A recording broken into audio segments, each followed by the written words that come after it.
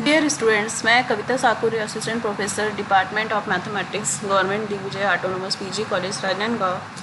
आज के इस लेक्चर में हम characteristic of fuzzy sets discuss करेंगे।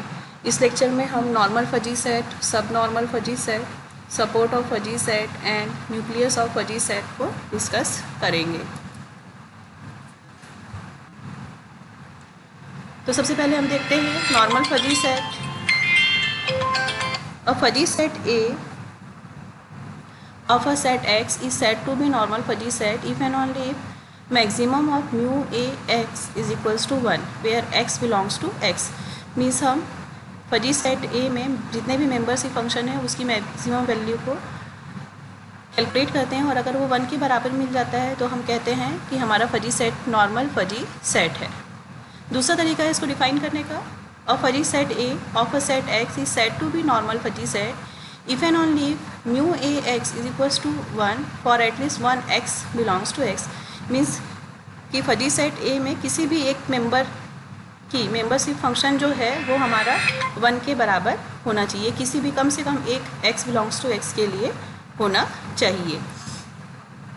अब इसके लिए हम एग्जांपल देखते हैं। हम एज्यूम कर रहे हैं कि X जो है, जो हमारा यूनिवर्सल सेट है, वो सेट 1 2 3 4 है। फजी सेट ए को डिफाइन किया है, ये ऑर्डर पेयर फॉर्म में है।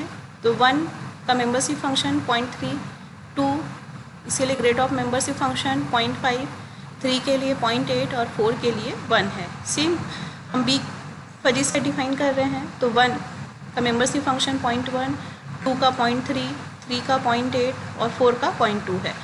अब हम अगर maximum of mu A x निकालें, मीन्स फजी सेट ए में मेंबरशिप फंक्शन का हमको मैक्सिमम कैलकुलेट करना है, तो मैक्सिमम ये हो जाएगा 0.3, 0.5, 0.8 और 1।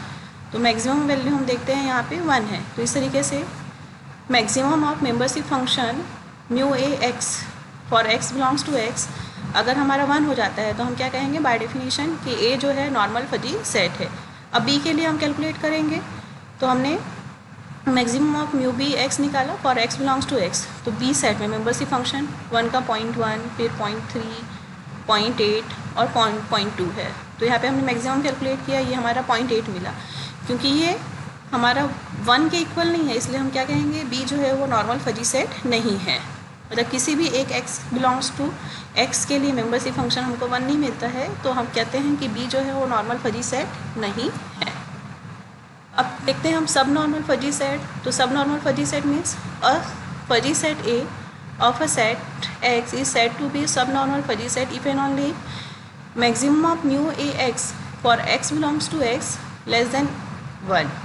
अगर मैं जो मैक्सिमम हम लोगों ने कैलकुलेट किया है मेंबरशिप फंक्शन के लिए वो लेस देन 1 हो जाता है, तो ऐसे फजी सेट को हम क्या कहते हैं नॉर्मल सब नॉर्मल फजी सेट। इसको दूसरा तरीका है डिफाइन करने का। A fuzzy set A of a x is said to be a subnormal fuzzy set if and only h a less than 1। h a जो है यहाँ पे हाइट ऑफ फजी सेट को रिप्रेजेंट कर रहा है।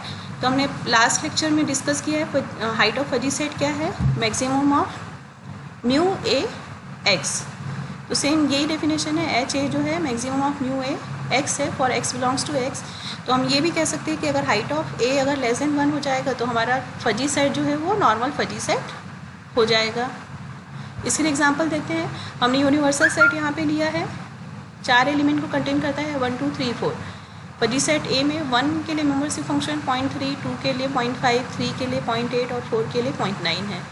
तो maximum of mu A x निकाला, तो ये मैक्सिमम हो गया 0.3, 0.5, 0.8 और 0.9। तो मैक्सिमम यहाँ पे हमको मिलता है 0.9 which is less than 1। Therefore we can say that कि ए इज सब normal fuzzy set. Now we will discuss support of fuzzy set. So the support of fuzzy set A is the A of the set X is the classical set defined as support SUPPA। ये represent करेगा support of fuzzy set को।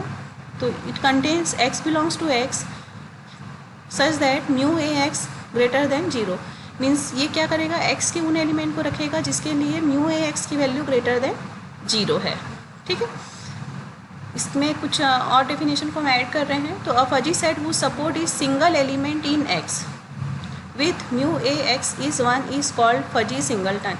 मतलब कि अगर कोई fuzzy set है उसमें एक एलिमेंट ही है और उसके लिए आपका क्या है, म्यू ए एक्स जो है वो क्या है 1 के बराबर, उसका मेंबरशिप फंक्शन जो है वो 1 के बराबर है, तो हम ऐसे फजी सेट को क्या कहेंगे, fuzzy singleton. The element x in x at which mu A x is equals to 0.5 is called cross over point. और ऐसा x बिलोंग्स टू x जिसके लिए म्यू ए एक्स क्या हो जाए 0.5 हो जाए, तो उसको हम क्या कहेंगे, उस पॉइंट को क्रॉस ओवर पॉइंट। तो हमने क्या किया, अब इसको एग्जांपल ले रहे हैं इसके लिए। तो एक यूनिवर्सल सेट हमने एज्यूम किया है, सेट 1 2 3 4 है जिसके एलिमेंट्स, यहाँ पे फजी सेट को डिफाइन किया है। 1 के लिए मेंबरशिप फंक्शन 0.3, 2 के लिए 0, 3 के लिए 0.8 और 4 के लिए 1। तो सपोर्ट अगर हमको कैलकुलेट करना है तो वो ऐसे x बिलोंग्स टू x को कंटेन करेगा जिसके लिए म्यू ए एक्स जो है वो ग्रेटर देन 0 है। तो हम यहाँ देखते हैं 1 के लिए म्यू ए एक्स मतलब कि म्यू ए 1 जो है वो कितना है 0.3 ग्रेटर देन 0, तो ये सपोर्ट में आ गया। 2 के लिए म्यू ए 2 जो है, म्यू ए 2 जो है वो हमारा क्या है 0 है, तो ये सेट में नहीं आएगा, सपोर्ट में नहीं आएगा। 3 में म्यू ए 3 ये क्या है 0.8 ग्रेटर देन 0, ये 3 यहाँ इसका एलिमेंट बन गया सपोर्ट ऑफ ए का। 4 में म्यू ए 4 जो है वो 1 के बराबर हो गया, तो ये आपका एलिमेंट कहाँ पे मिला, 4 जो है सपोर्ट ऑफ ए में। मीन्स वो सभी एलिमेंट जिसके लिए मेंबरशिप फंक्शन जो है वो ग्रेटर देन 0 है, उसको हम क्या करेंगे, सपोर्ट ऑफ ए में लेंगे। दूसरा एग्जांपल हम देखते हैं, हमने सेम यूनिवर्सल सेट लिया है, सेट 1 2 3 4, और हमने फजी सेट डिफाइन किया है 4 and 1, मतलब कि 4 एलिमेंट है जिसका मेंबरशिप फंक्शन 1 है।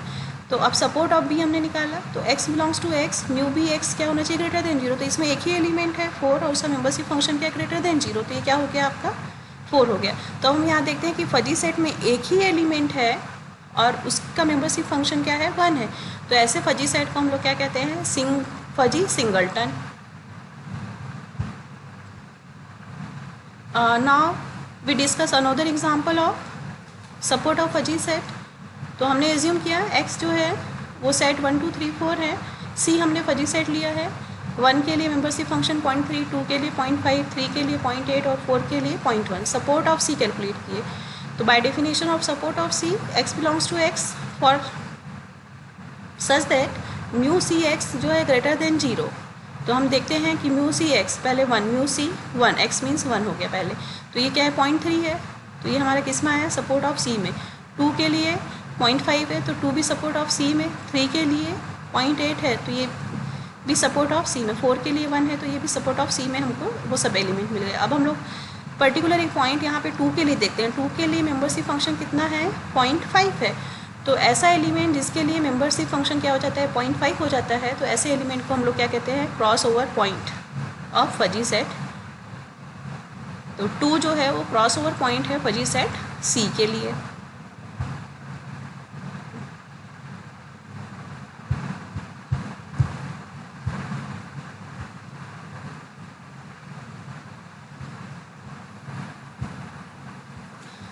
अब हम देखेंगे nucleus of fuzzy set. The nucleus of fuzzy set A is defined by nucleus of A is x belongs to x such that mu A X जो होगा वो 1 के बराबर होगा। तो हमको x के उन सभी एलिमेंट को लेना है जिसके लिए मेंबरशिप फंक्शन जो होगा वो 1 के बराबर होगा। ठीक है, कुछ रिमार्क है यहाँ पे। The nucleus of fuzzy set A is also called core of fuzzy set. तो न्यूक्लियस ऑफ फजी सेट को हम लोग क्या कहते हैं, कोर ऑफ फजी सेट।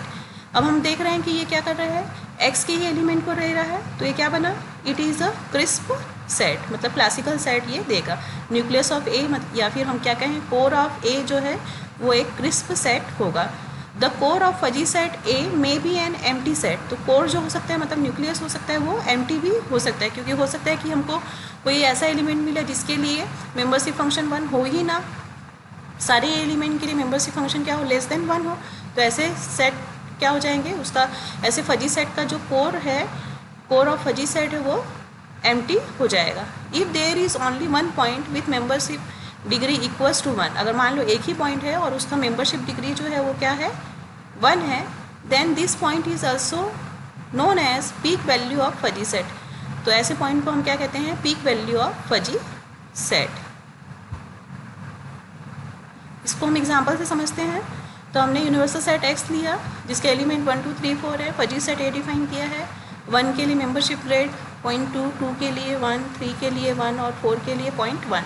तो न्यूक्लियस ऑफ ए ये क्या है, x belongs to x such that mu A X जो है 1 के बराबर। तो ऐसे एलिमेंट जिसके लिए मेंबरशिप ग्रेड जो है 1 है, 1 के लिए कितना है 0.2 नॉट इक्वल्स टू 1, 2 के लिए 1 है तो ये हमारा न्यूक्लियस ऑफ फजी सेट में आया।